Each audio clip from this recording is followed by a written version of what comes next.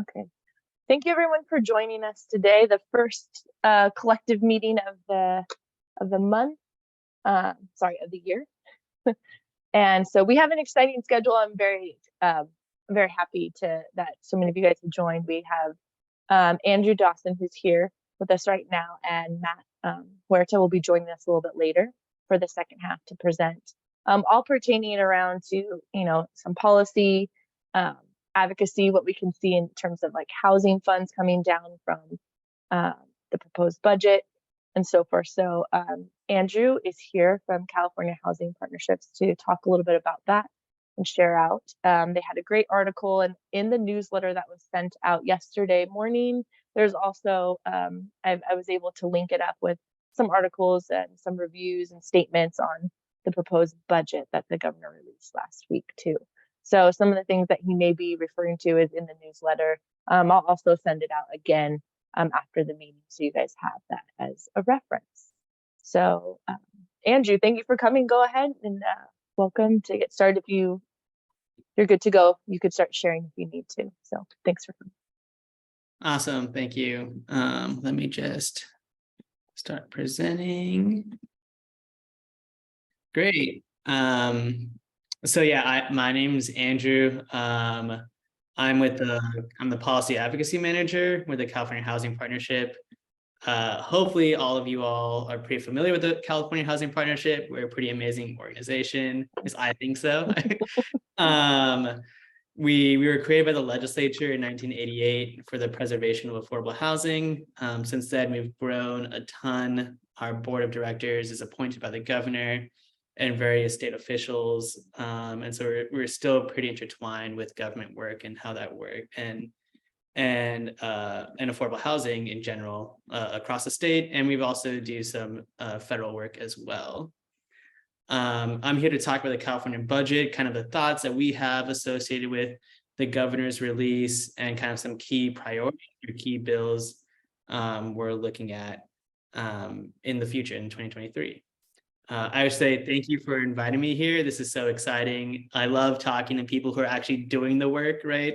I'm one of the few people that just tries to listen to you all and tries to get something passed within the legislature. So it's great hearing from you all and kind of the thoughts, especially in Inland Empire, where sometimes that area gets drowned out by, the Bay Area or LA area or something like that. So it's great to hear what you all have to say. With that, I kind of want to go through a general timeline for how the budget works. Some of you may already know this. I know I did not know this before I started doing advocacy work, so I always try to share this with people. So in January, by January 10th, the governor really presents their budget. And what this really means is the governor is letting the people know their priorities for the upcoming year, right?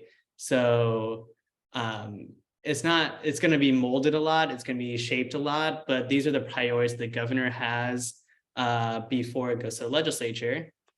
And now we're kind of getting into this time of February through May, where the legislature is really hearing the budget in committees, so subcommittees, and creates your own budget. I'm not sure if any of you have gone to a budget subcommittee hearing.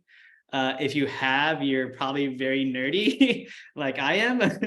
They're incredibly boring, a lot of talking heads, a lot of just very monotonous and emotionless speeches about budgeting things. But it's really important because this is where the public can really raise their voice in terms of what they prioritize for the state, right? In our case at CHPC, a lot of that is housing and affordable housing related, but it could be about anything, right? Prior to this, the public hasn't really had a way to indicate what they care about.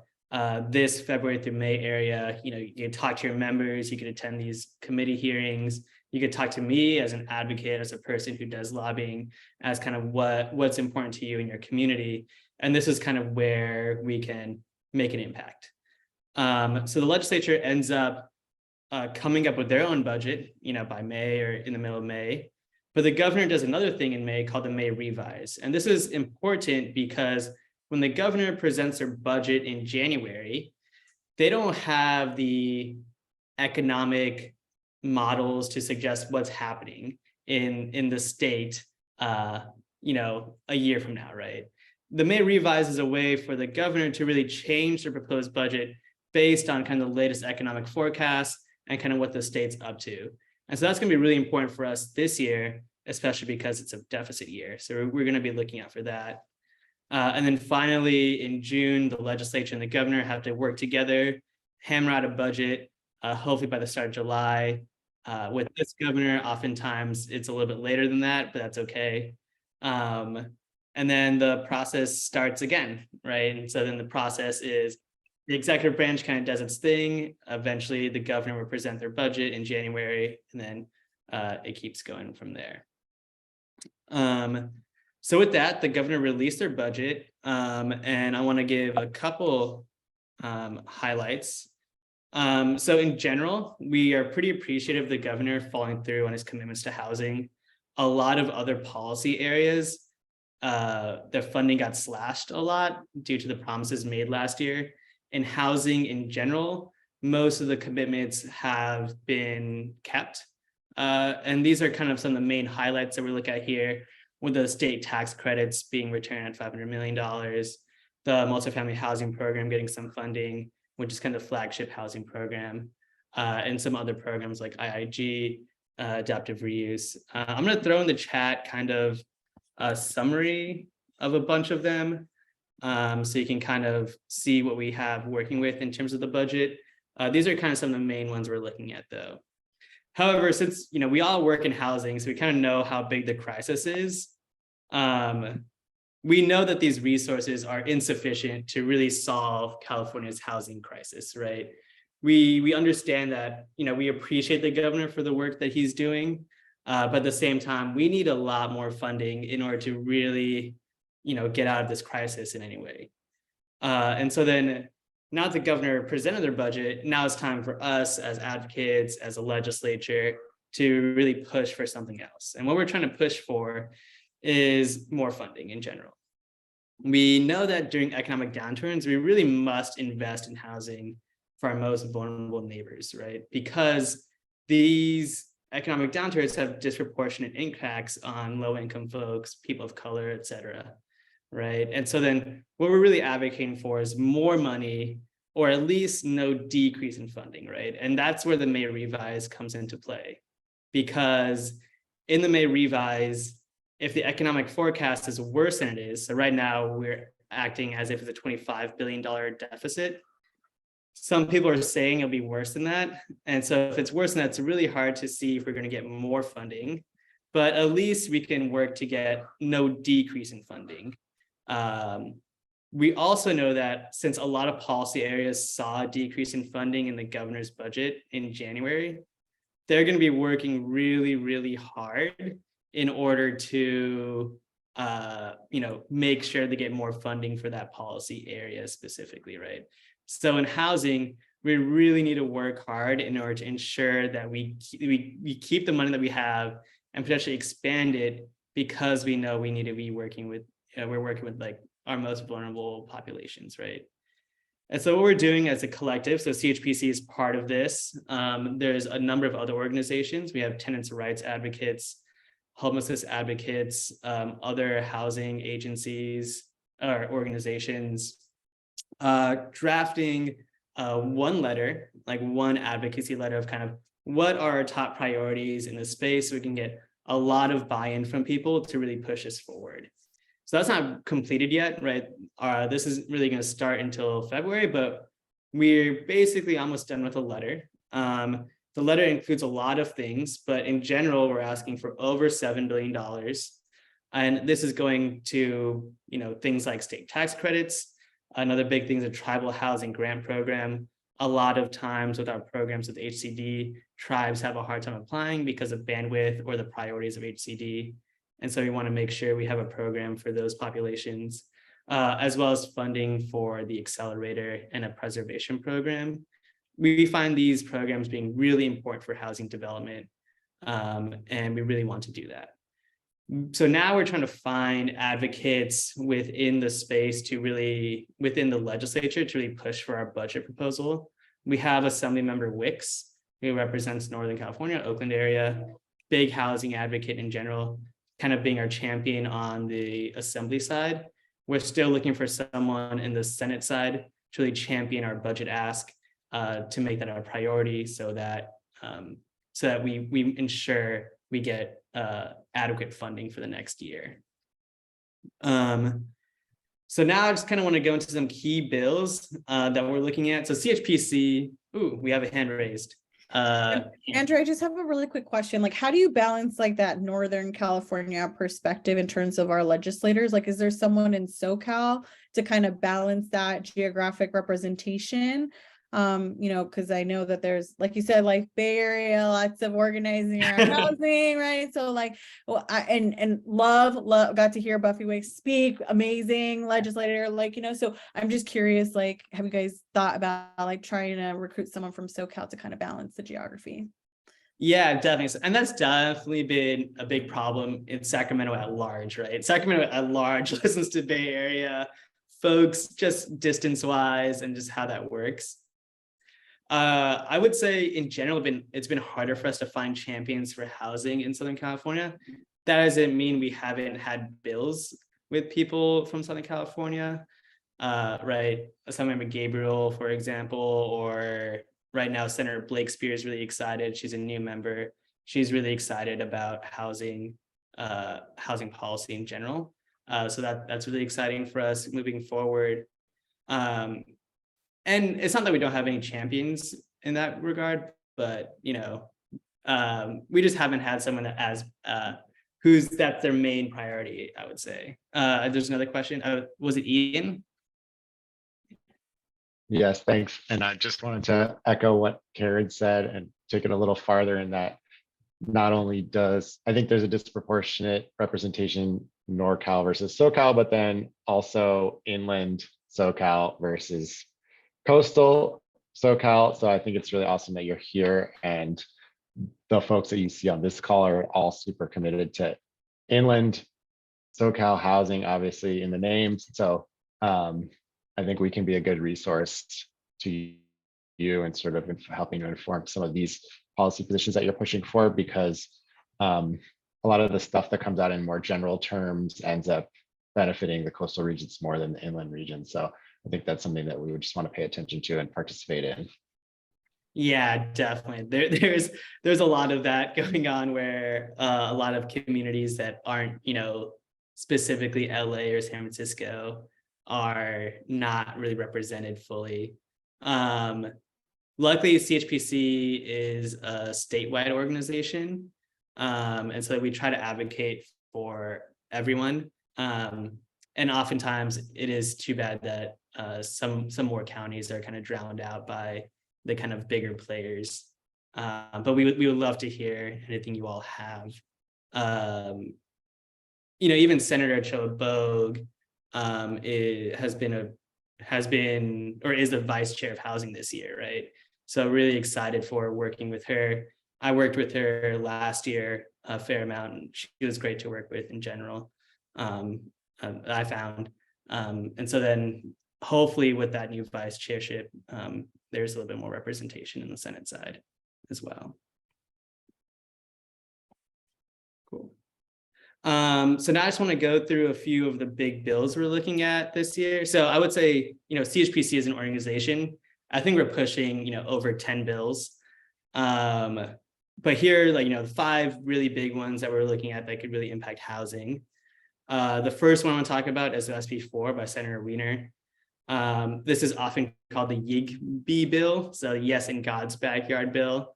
What this does is allow for by right affordable housing on religious and higher education lands. So that would create a ton of land opportunity for us to build affordable housing, and it's going to be 100% affordable, which is great.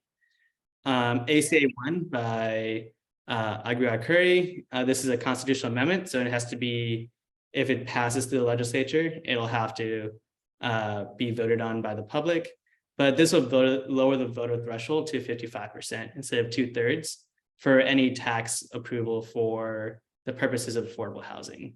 This has been a huge barrier for local governments in general to get funding for affordable housing. So we're really excited for this. This is a reintroduction, so really hoping we can get it through this time. You heard me talk briefly about a tribal housing program through HCD that we're kind of pushing for in the budget. SB 17 by Senator McGuire will be kind of the bill for that program. Right now, I believe it's more like a spot bill, like the language isn't totally figured out. But we're really excited about it. We've been wanting this tribal housing program for a little while now and really reach those populations that need it. AB 84 by Assemblymember Ward. This is the welfare exemption bill, so that the exemption for taxes happens at the date of acquisition versus the date of the development actually being put in service. It's really hard for affordable housing developers to be paying that much in taxes for a little while until the development is in service. And we know for affordable housing in general, the developments are made. So we just want this welfare exemption to be applied for when the date of acquisition versus the date put in service. And the last one is a housing bond. We don't have a number for that yet, but this will be championed by Assemblymember Wicks. And this is at least $10 billion for affordable housing. We know that in times of economic downturn, we don't necessarily have continuing funding for affordable housing, right? And so then in economic downturns, funding gets cut. We're not building as much affordable housing, but we need it. So the idea for this bill is generally looking forward. If this economic downturn is going to persist, we need some money to build affordable housing now. And so the idea is maybe we could do this $10 billion bond, maybe more than $10 billion. We're still trying to figure out the exact number. And it should we'll go to affordable housing. Okay. So that's what I have for you all. Here, I'll put up my title slide again so you can have my email address, but definitely interested in any of your concerns or even questions regarding the budget in general. Andrew, so we have two questions that were dropped into the chat, one from Ian and one from Damien. And others, feel free to drop it in there or to come off mute. We have probably a little like 6 or 7 minutes for questions. Yeah, so does AC1 apply to bond initiatives? So this would only be for, I can send this deck out if you would like, but I also think this is being recorded as well. So if you like that, that works as well.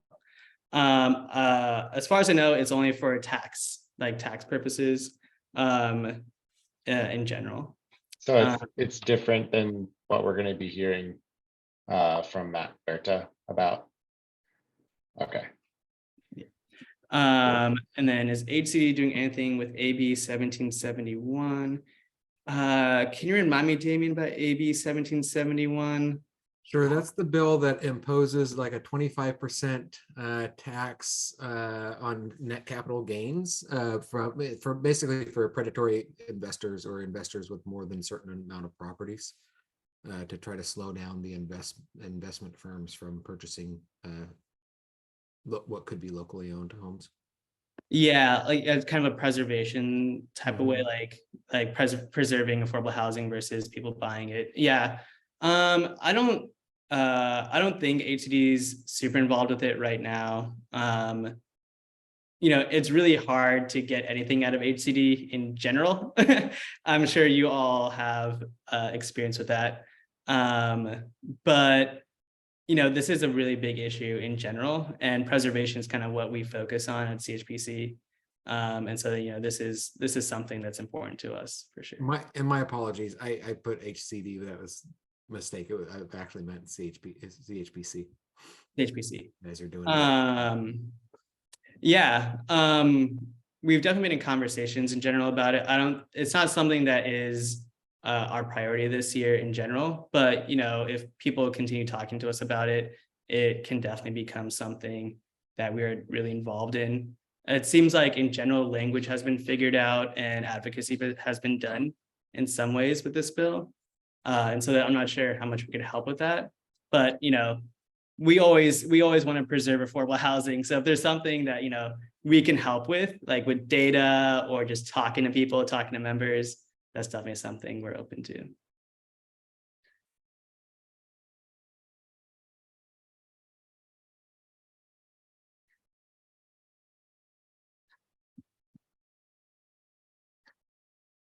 Yeah, Sonia, do you have a question? Yes, I do. And I know it's a little off topic, but I just kind of wanted some guidance.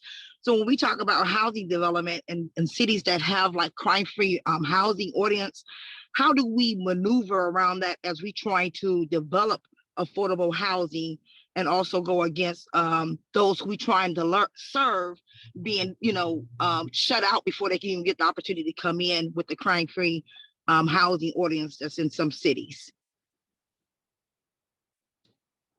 So it sounds like your question is kind of how, so a lot of ordinances don't allow for certain populations to move into areas, but how do we serve these populations well with affordable housing in general? That's what I'm hearing your question is.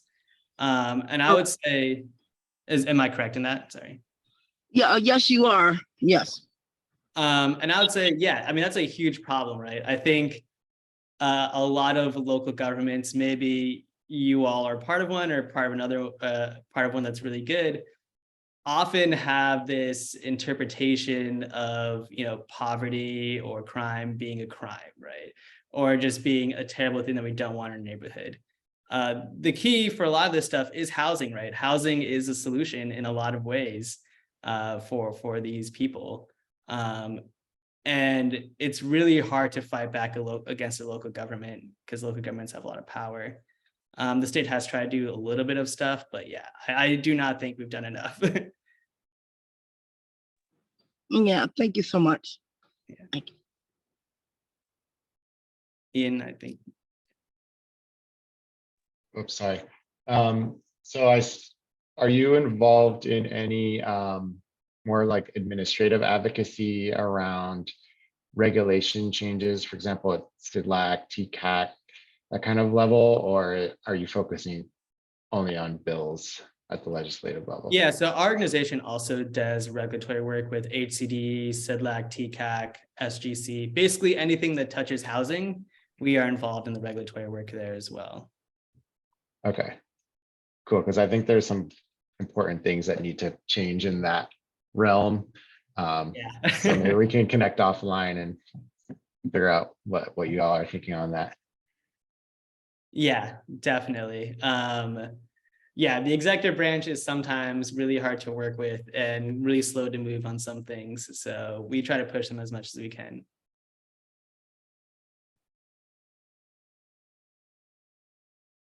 So there's some, you know, we have like 2-3 minutes, and there was a request to talk about AB 683.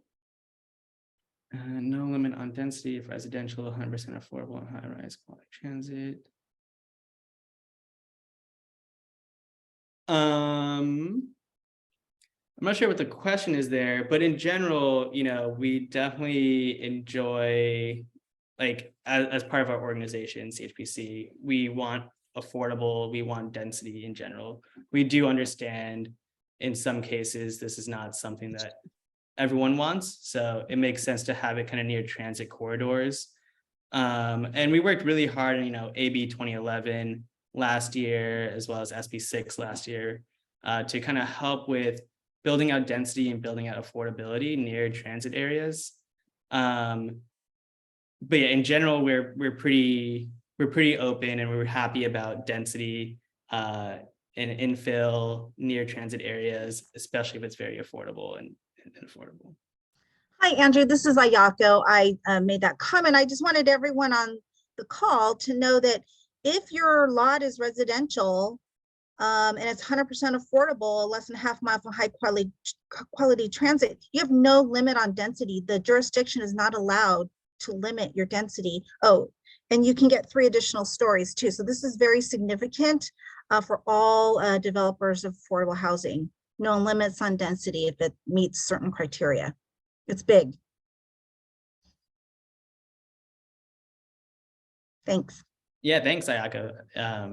You know, density is always great and affordability is always great, and especially near transit. So Yeah. Yeah, in the IE, we have so much land that's like 8 dwelling units an acre, or it's very rare to have high density. And so when we want to go in and try to build affordable housing, you know, we could have a 15,000 square foot lot, but we can get like 6 units on it, 15,000 square feet. I mean, this just doesn't seem like it's really serving our intent. And this new law will really help facilitate building more units.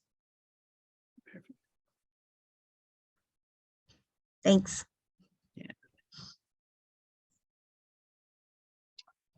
Well, thank you, Andrew, for coming and sharing out a little bit about the proposed budget. I think there's a lot of follow-up, and you know, one of the strengths of this collective, the Inland SoCal Housing Collective, is how much we cover of the region, and those that are a part of this collective are all locally based in like a local place-based initiative. So, you know, as I think Karen and Ian highlighted, is like, hey, we have, you know, we want to make sure that IE is included.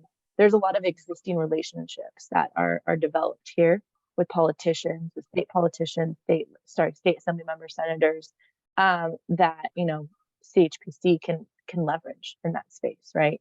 Of connecting and working with local housing. So, you know, I want to encourage you to and help facilitate those conversations, help facilitate that communication as we kind of gear up for a new legislative year. And I know each housing organization here or initiative has a lot on their agenda, and a lot of things they want to see moved to just really increase the viability of creating affordable housing. So building affordable housing. So and then also I wanted to just make a comment on the regulatory work. This past year, we were able to work alongside some people from HCD to provide feedback in terms of regulatory work. And we'd love to partner with you in that same regards, especially as things become effective this year, start trickling down. If there's any feedback for the region, we definitely have, you know, a strong backbone of organizations that are truly thought leaders and experts in this area and can provide feedback and input too. So if there isn't any questions, I'd love to, you know, Andrew, could you drop your contact information here in case people want to, you know, reach out to you immediately? And then also, if I could share your PowerPoint, that would be appreciated. I know you had mentioned that too, and I know there'd been some requests, so I'll make sure to grab that from you so we could send it out. Yeah, definitely. I put my email address in the chat and I'll send you my PowerPoint. Again, super happy to talk to you all. You all are doing the work, right? I'm just the one in Sacramento. So I would love to hear all your thoughts and how we can help you all. And maybe this is an opportunity to have you come into one of our committees, right? And have a more in-depth conversation about it. And so we have some mutual sharing too. From that. So thank you again. And you know, we look forward to being in contact with you and moving forward. I've seen all right, Matt did jump on. So next up, we have a presentation from Matt Huerta, who is here. He's here to really talk about a voter initiative to lower the threshold and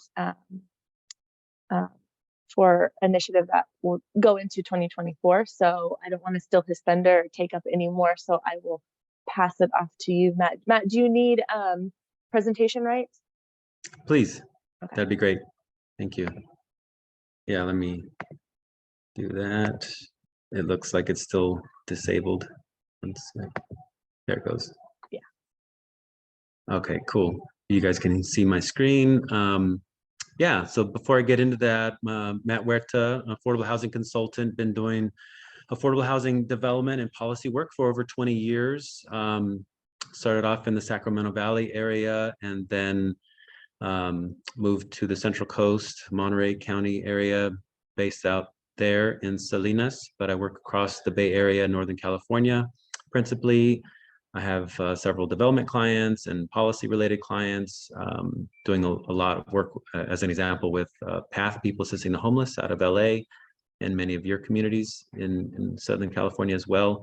I'm their Northern California Director of Housing. And on the policy and policy initiative side, I've been retained by Nonprofit Housing Association of Northern California, NPH, to join their team with Enterprise, All Home, the San Francisco Foundation, and several others to build out our strategy for winning this new state California constitutional amendment that I think has been in the works for several years. Many of us have been talking about it and trying to see if we can get it through the legislature, but unfortunately we have not enough political will in the state legislature to make this happen. So we have to do it ourselves through a voter initiative. And so that's what this presentation is about, to kind of update folks on where we're at. Thank you, Melanie, for inviting me and several other of you. I think several of this coalition, your working group, we met in October and discussed it. And so some of this will be familiar, but many of you have not seen some of this material. So feel free to ask questions, and this will be about maybe 10 minutes, and then we'll certainly have time for questions, and we can have a discussion about where things stand and where we go from here. The state of regional affordable housing campaign strategy is about these three things: grassroots coalition building, racial economic equity, and community leadership. We really want this to be an effort that is bigger than its sum of parts, right? We also, not only do we want to win in 2024, but we want this to seed new capacity in the communities that are engaging in this, and so that we can be successful in future election cycles and expand the electorate. So it's really about addressing the systemic change that many of you were talking about just now, and that are deeply committed to, in terms of addressing the need for more housing production at all income levels, especially low income. And we know that general obligation bonds have been a very important resource in recent years for several areas of the state to be successful with new housing, affordable housing production. But achieving that 2/3 majority is exceedingly challenging and unrealistic. And so we know that we need to fix that by lowering the voter threshold to a simple majority through a state constitutional amendment that we want to put on the ballot. It would only need a simple majority to get passed by the statewide electorate, and that would unlock billions of dollars. It would put into play 58 counties that could potentially move forward every election cycle with, as soon as they could, with a locally customized general obligation bond. And so again, this is about building a network and coalition across the state to support not only the structural change, but seeding the future for additional wins. And what we're also trying to do is not only change the voter threshold, but also provide for more expanded uses of the funds that are customized. Right now, it's only general obligation bonds at the local level can only be used for sticks and bricks for construction costs. And so we want to expand that to allow for funding of reserve accounts, capitalizing funds for wraparound services that we know are critically important for permanent supportive housing, senior housing, other supports that go along with making sure that folks stay housed. And of course, we want to make sure that there's going to be accountability for the bond spending through annual audits. So right now, going into next year, again, we're thinking that based on the folks that have traditionally gone forward with housing bonds and assessing the landscape, we're estimating somewhere between $20 and $40 billion that could be raised within the first 5 years. That could generate over 200,000 affordable homes. And obviously it's not a permanent source, but once you are successful with a local housing measure, it's much likely that the coalition behind that, assuming that we're able to produce the units that you sign up for and that are funded, that can be renewed every 8 years without an additional bump in taxation. So that while it's not permanent, it's certainly a semi-permanent resource. And there was some polling done in late 2021 that we're in the process of actually freshening up. We know things have changed, maybe not in our favor in terms of the economy since then and interest rates, but certainly the need has continued to grow, unfortunately. And so I think the case is probably very strong still. And we know that some polling has been done in other regions of the state that show that it's still in the high 50s or early 60% range to achieve this. And again, we only need a simple majority to pass at the statewide level. So we're in the process of updating this, but just a short while ago, we had several mayors across the state that were very poised and ready to support this. And so it feels good knowing that we have several leaders across the state that are ready to continue with this as a major solution on the table. And I'll get into some of the conversations that we've been having at the statewide level. Quickly on the timeline, we're in the middle of really solidifying our statewide coalition. And I think talking to you all here is certainly part of that. And we'd love to enroll you into that process within the next few weeks and months as our strategy becomes more clear. We're in the process of selecting a general consultant that will help us finalize our strategy and build out a governing structure for the campaign. And so we would expect that you all here in your region would play a leadership role, not only for the statewide campaign, but also continue to build capacity there locally for future initiatives. And then, like I mentioned before, we have to build a ground campaign to make sure that we have a strong signature gathering. That's an opportunity to do workshops, to do education, and have that dovetail with other efforts, hopefully, that many of you are engaged in, like housing element update work, other policies that are happening at the local level, and then pivot toward the end of this year into next year with a very strong campaign to win in November. So just very quickly on some of the key kind of findings in the last few weeks and months of last year coming into this year, the Baja Coalition, Bay Area Housing for All, which was the coalition that came together that has been building since we passed AB 1487 that created BAFA, the Bay Area Housing Finance Authority. So we actually have stood up an organization that will carry this through for the 9-county Bay Area region. And so we're in the process of, we did do some polling and among different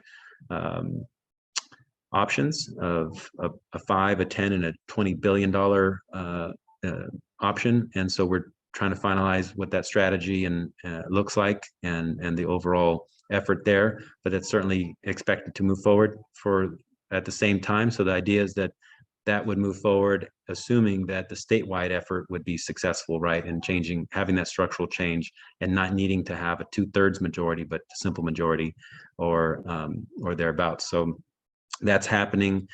Many of you are aware of the very successful ballot initiative that the United to House LA Coalition won, the ULA Coalition that is going to raise potentially up to $1 billion annually through a transfer tax on commercial and residential properties over 5 million. So that was huge, but obviously there's a lot of effort being dedicated to stand that up. And it's unclear right this second how much energy there's going to be to devote to some of those same players for this effort, but certainly they're interested. And we're in constant communication with SCAMP, United Way LA, Move LA, others that were very in leadership roles in that effort.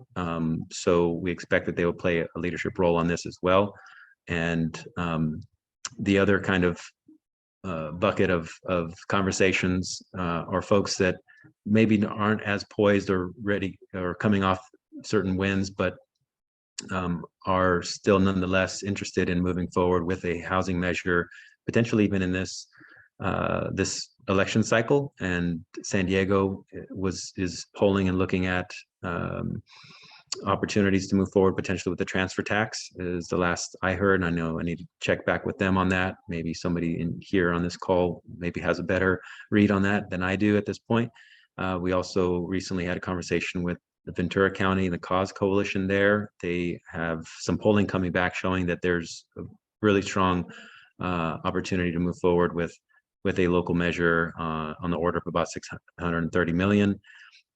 There's still a lot to work out there, but there's certainly, you know, it looks like cautious optimism there to move forward. This election cycle, Housing Santa Cruz County, unfortunately lost in 2018. I was part of that core group that moved that forward.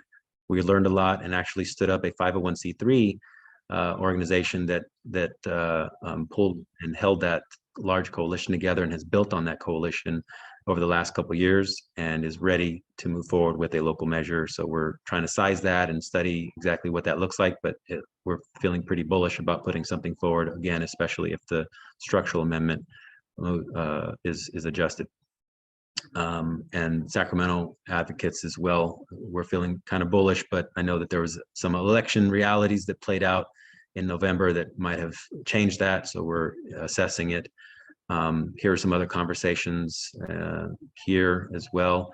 You guys are all listed there as part of previous conversations, and just that there was high interest in continuing to discuss and coordinate and collaborate and hopefully work together as we move into you know, more strategy and education and even election mode.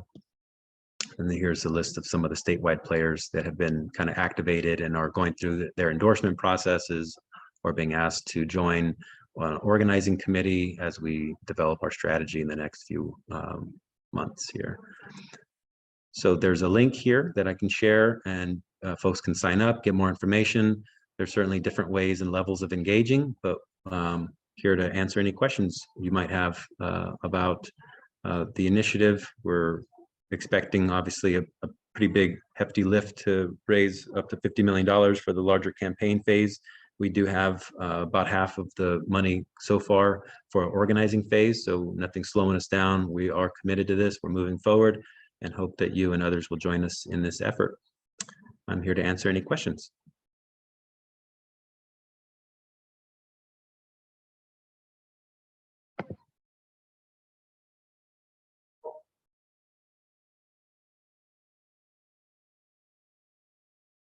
I answered all your questions. Matt, would you be able to put down your email and the link in the chat too? And if you don't mind, I'll send out the presentation with the recording to those who weren't able to attend and stuff like that. But you know, are there any questions people have? I know it kind of seems like a no-brainer, right? But who's against this? Anybody on this call adamantly opposed to this? With the move, let's start there. Yeah.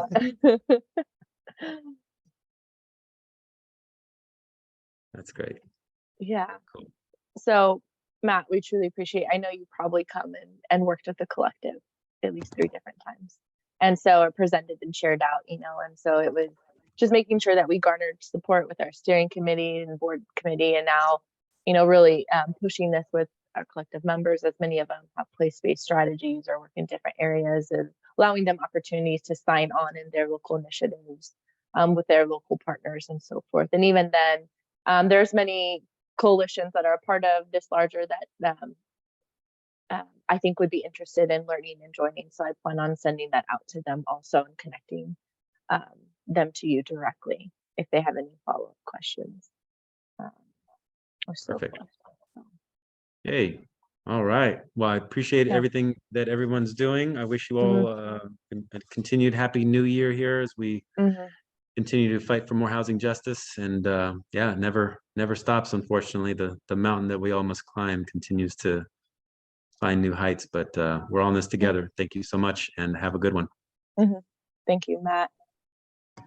And again, the collective will continue to release, you know, information about the campaign, the initiative, as as we move through different phases and we, support this moving forward, we will reach out to the members, reach out to just the larger network on how they can contribute and how can they help push this through. So there's just more opportunities, more funding for building affordable housing in our space. So thank you, Matt. So good. Okay, Matt turned on. So we have a little over 30 minutes left for this meeting, and I wanted to use this time to share a little bit updates of what's happening with the collective and talking about just this next year. I have a feeling we'll end a little bit early, but that's great. Everyone gets a little bit of time back. So to start things off, I wanted to allow the opportunities. We have some of our pillar committee chair leads on here, so I wanted to give them the space to kind of provide an update. I also have a poll that I'm going to launch after we have those updates, where I want to collect information of people if you're interested in joining these committees and getting some just general consensus, some feedback. So I see Ayako poised and ready. So Ayako, would you mind launching us into this next area of some pillar committee updates? Okay, sure.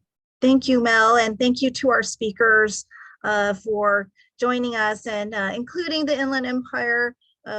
We appreciate your time. So Ayako Tsumi here with Mary Erickson Community Housing. We're a nonprofit affordable housing developer. I'm a vice chair of the Inland SoCal Housing Collective, and I serve on the steering committee. I also head up the expansion of housing solutions pillar. What we do is we're primarily focused on how do we get more housing in the IE, specifically around home ownership and permit supportive housing or general affordable housing, construction solutions, typologies, methodologies, etc.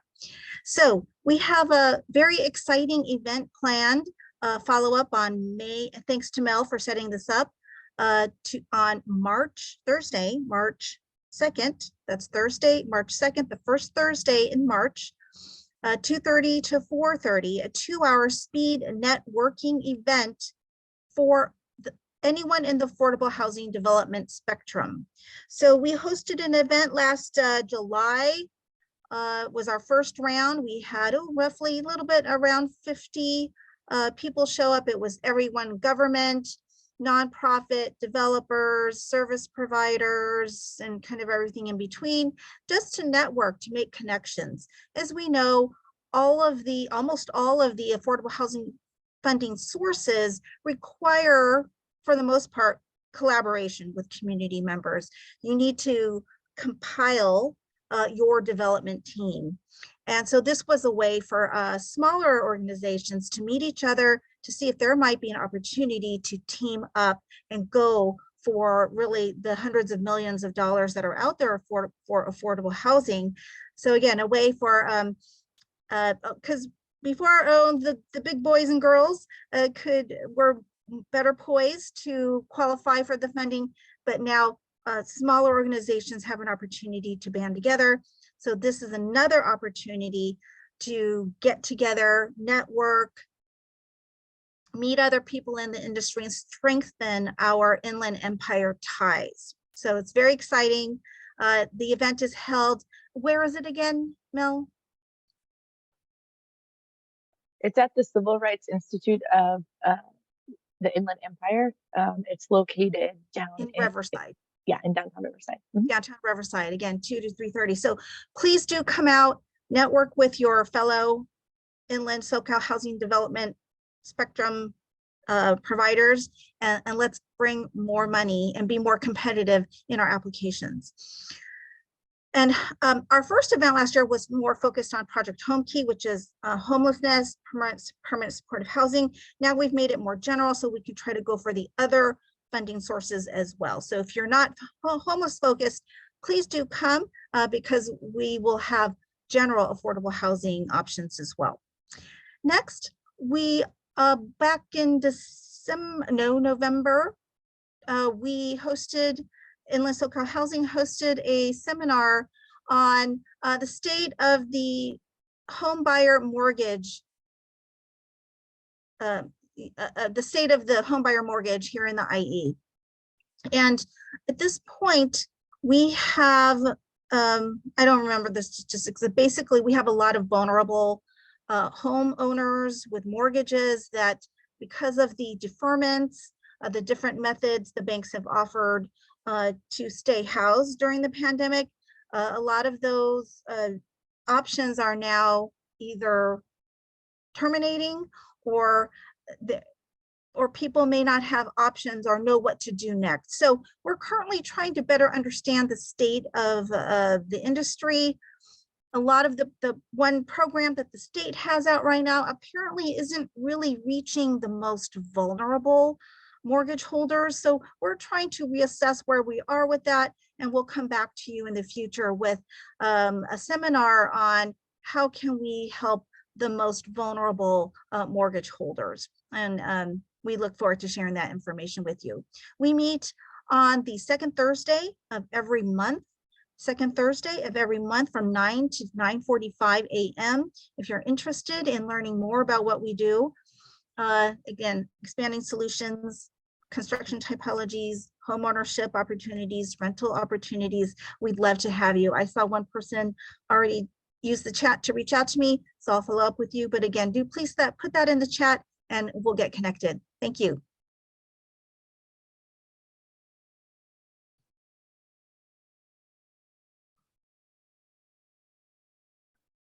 All right. Thank you, Ayako. I dropped the information. I had a couple chats about what the date is. And so I added to the chats for local government, affordable developers, and COC providers. And so the event is on, again, Thursday, March 2nd, 2:30 to 4:30 at the Civil Rights Institute. They will be opening up the exhibit for us, for just like a little private viewing for us for about 30 minutes that we could go earlier. So I have a flyer that is being drafted that we'll send out, so you all will get it with registration and times and all that detailed information. So this is an event we're having, and we're being very intentional on who's there and stuff. So this is probably a flyer that won't be sent out to all of the collective, but we're going to be targeting our local government, our developers, and affordable developers, and our COC providers, to ensure those networking opportunities and conversations for and partnerships can be established there for further down the road, and preparations for state funding, public funding that's coming down the pipeline. So.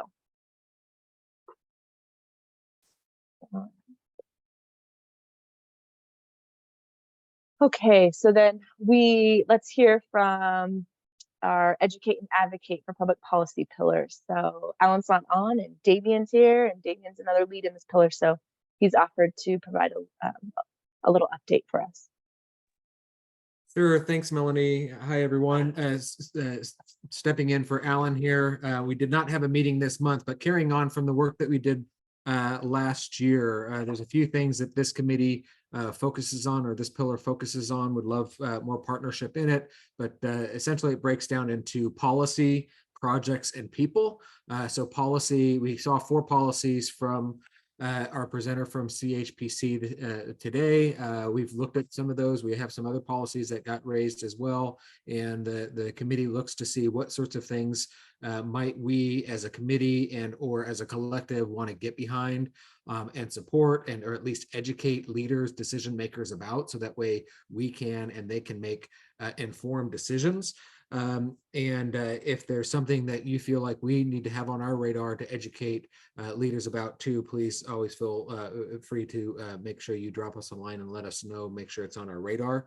The second is projects, and so that is to support projects that are developing housing, especially housing that's affordable for individuals throughout our region. We know that there's quite a few obstacles and hurdles that projects needs to get through in order to get approved at the city level. And anytime that we can provide a letter of support, especially if it falls within our kind of criteria, we have a few different sets of criteria some of which is kind of a no-brainer automatic. We'll support it with a letter, and then some that require a little bit more discussion, but always feel free to submit your projects that you want support on to us so we can look them over and make that determination and hopefully get you some support, including at the very least a letter. And sometimes we're getting to the place we're wanting to be able to show up at those meetings and speak on those projects' behalf.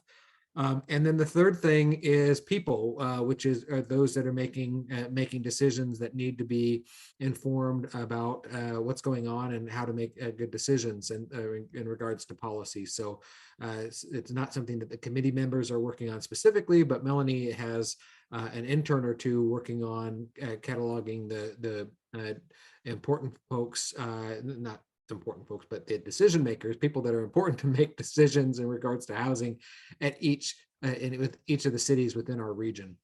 So that's some of the work that's ongoing on the committee. We would love to have your partnership. We'd love to have your involvement, and I'd love to hear about or from you about things that you would like us to evaluate as well. Thanks. Ayako.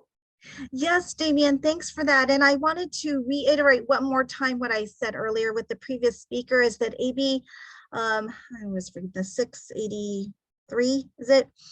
So again, if you have a plot of land and it's already zoned residential and you build 5 or more units, it's 100% affordable and it's half a mile or less from a high quality transit intersection. There's no limit on density, and I wanted to repeat this. So for those of you looking for land, please go out there and try to find these parcels, because you will no longer be limited by density.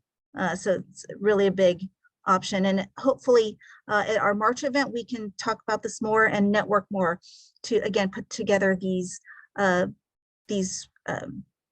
applications that have the full development team together.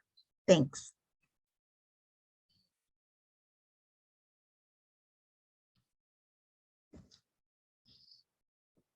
All right.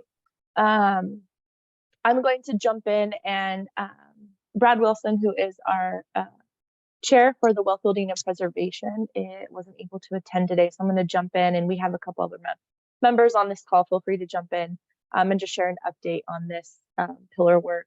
This pillar work also hosts our Bank On Coalition, which is a place-based initiative that focuses on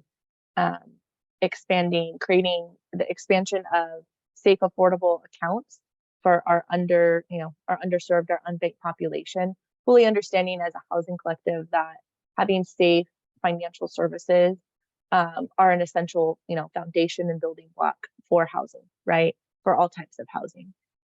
So we see this initiative and this coalition very much aligned with the overall collective, and we have launched this initiative.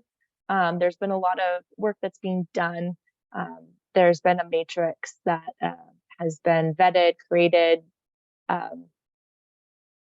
and just expanded, has become a really fun working document that we are sharing and launching out, reaching out to some of the service providers who can leverage this, those who work maybe at VITA sites or work with asset building programs, youth financial programs, so that way they can leverage this document and sharing it with people that are individuals that are underserved, that don't have access to safe accounts, a lot of youth too. So we also have some trainings that we're recording on how to use the tool, and just to provide some information on it, just like kind of an introduction about the coalition and the initiative too.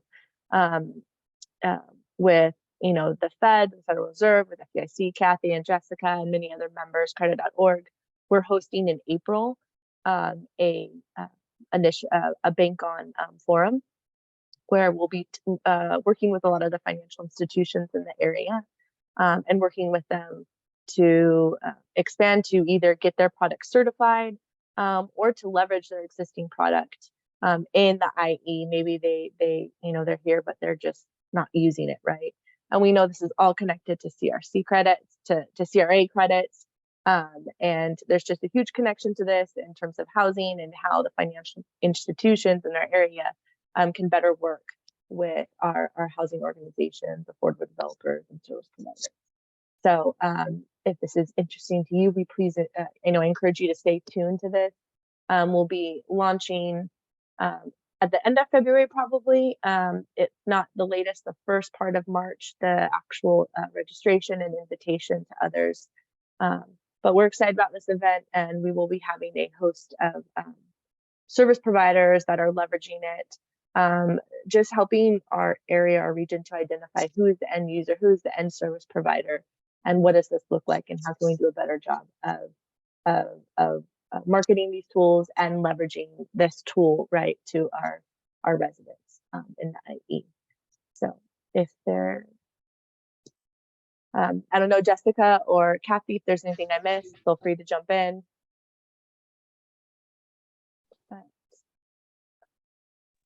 I guess the Yeah. only thing I would mention is for those of us who want to then participate in the Inland Southern California Housing Collective regular meeting, we will just be staying at that event. I don't know if you mentioned that already. I'm sorry. Yeah, so we actually, so it's a Tuesday and Wednesday. So yeah, so the event, they won't be back to back anymore. So it'll just be that. Oh yeah, so some of the planning we had considered back to back, but now. So that's the date that changed, because I still have it on a Wednesday. Okay. Yeah, and Got so that's been the minor update and stuff. So we actually were able. Yeah, no, you're good. So Kathy put in the chat, please save the date. If you are interested, please just drop your email in the chat, and I'll forward you our save the date, kind of like a hold for that event too. And we'll make sure that's all updated. But it will be coming out the end of February with all the details. So you can feel free to join. And credit.org will be hosting it. So it'll be in Riverside in their new building. So our last committee or pillar is increasing regional involvement. And so this pillar meets on a quarterly basis and works and creates and leverages strategies for a regional approach. I know David's on. I don't know, David, if you have any input, anything you want to provide, any updates. Yeah, I would just ask everyone that's on this meeting here, look around the screen, look at the names. If you know of someone that you think would either benefit or we could benefit from them being engaged, and you don't see them already on the list being here, please reach out to them, or even better yet, reach out and send an email to our email box. You can send that to Melanie. That they would be good candidates to bring into our group to participate in these events and these calls. The March 2nd event at the Civil Rights Institute, probably, like Melanie was saying, wouldn't be the ones where you just invite everybody to. But if you know anyone specifically that is in local government, as an affordable developer or the continuum of care group, give that information to Melanie so we can reach out to them. I think if it's in one of those three categories, we would love to have them become engaged with the collective. But instead of just saying, hey, here's some misinformation about this, send it to Melanie first, and then we can send out an invitation out to them for that event on March 2nd. That's it.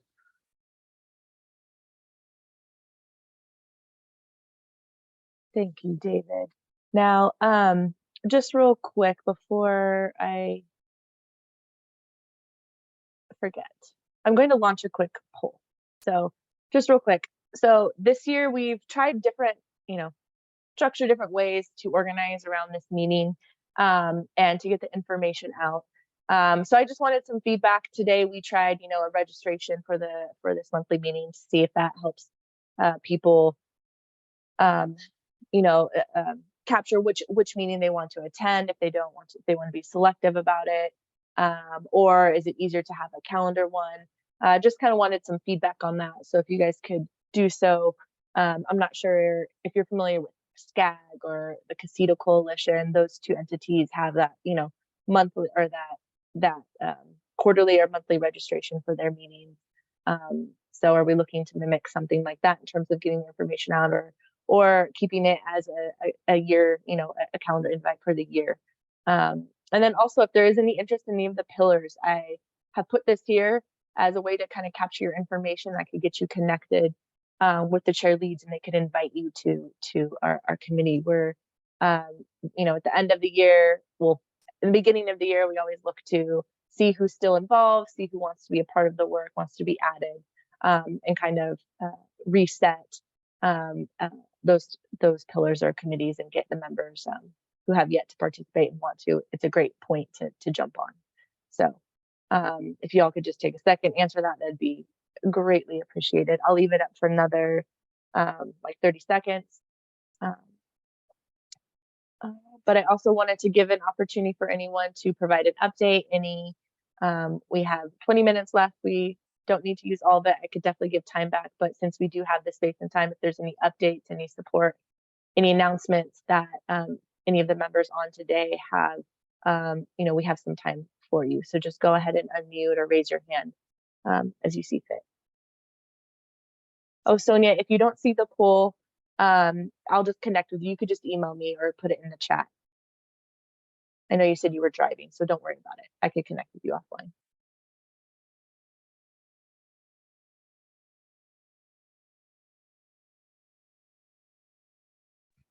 Oh, Mel, I noticed that the poll, which pillar do you want to be involved in, is a required answer. Is there a way to put a none? You know what? If Do you see what I mean? yeah, I'm sorry. Or To do be we want honest, to force everyone to join a committee? yeah, no. If you don't want to answer, don't answer. That's fine. That's But fine. it's marked red though, where it's required. Okay. You're right. I'm so sorry. First time doing the poll, guys. Sorry about that. I'll make sure to be cognizant of that. So just don't answer. Appreciate the enthusiasm. Right. Right. Well, if this is great feedback, I'll just end the poll, and I can collect this offline if you guys want to follow up with anything. So thanks, Ayako. Thanks for bringing that up. So, okay. Kathy Choa, you said that the Bank on Forum will be at springboardcredit.org. Is that right? Yes, in Riverside, yeah. Uh, They have a new conference room that can leverage about 30 to, I guess, up to 50 people. Melanie, can you send out the address for that on there? I know it's on Iowa because I could probably throw a baseball and hit them from here, but Yeah. Can you throw something out to? Yeah, it's with the address actually. on it? Yep. Yeah, I'll send it out. It's Maybe it will be helpful to send out the save the date to all the committee members sitting in the different pillar to have it ready, already saved in their calendar. Yeah. Yeah. Thank you I so will. much. Yeah, I'll send an invite out to everyone. And I just wanted to make a quick comment, and that's the last thing I wanted to do. So I'll send. We'll have a save the date reviewed and approved, and I'll send it out as soon as we do. So it'll be soon before the end of the month. I guess you don't have to answer, but this is just a question. How many of you guys are on the newsletter? The newsletter is a great, yay. So we have, it's a great opportunity to get some of the information. We include some highlights from some of the partners. And as I was going through and comparing a list of people who I know have attended the meetings or are on part of the meetings, I have a list of them, and then I have the newsletter, and there is a disconnect. And so I just wanted to make sure that people have that connection, that because there's a lot of information that is put out through the newsletter to keep everyone up and current. So, if you aren't on our website, we actually have it up, so you could just sign up online on our website, and I'll be sending that out in the follow-up to make sure people can do that, so that they are up to date with information on the collective events and so forth, because all this stuff we talked about today will be included in there. So if people aren't a part of that, they could easily miss it, and I don't want that to happen. Hello, Kurt, you. Yes. Yay, take the stage. Hi, am I on mute? No. Listen, I just want to say hello to everyone. And I just want to, of course, everybody knows that Congressman Aguilar was elected to the House Democratic Caucus Chair, makes him the third most powerful Democrat in the nation. He's still very concerned about housing and what we can do in this area. Maybe time, I know you've invited him out before, but it may be time for you to renew that invitation to him. And I'll make sure that it gets on his calendar. He's in, we can catch him in on time. I don't know when, but be a good idea for you to bring him up to date as to what the collective is doing. Okay. All right. Thank you, Kurt. Thanks for saying that. And we'd love to have him again, and I'll work with you to see where we could get some time as even Okay. the broader collective and maybe within one of our pillars too. So Sounds good. yeah, very much appreciate that. So congratulations. Yeah.